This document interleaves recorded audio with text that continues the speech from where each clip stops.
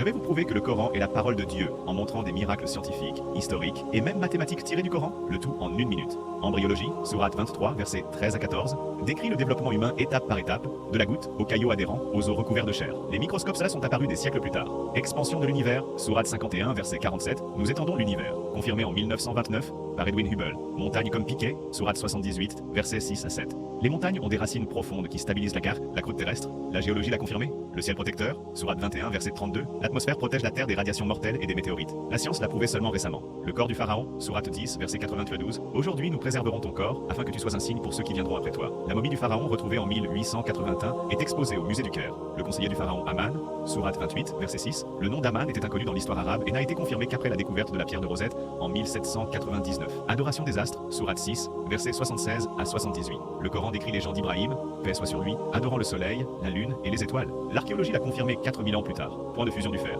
Le premier et le dernier verset mentionnant le fer sont séparés par exactement 1538 versets. Le fer fond à 1538 degrés Celsius. Coïncidence? Big Bang? Sourate 21, verset 30. Les cieux et la terre étaient une entité unie, et nous les avons séparés. La étoile At-Tariq. Le frappeur.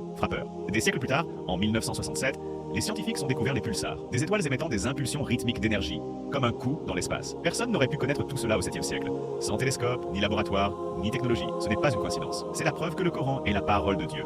Partagez pour que davantage de personnes voient la vérité.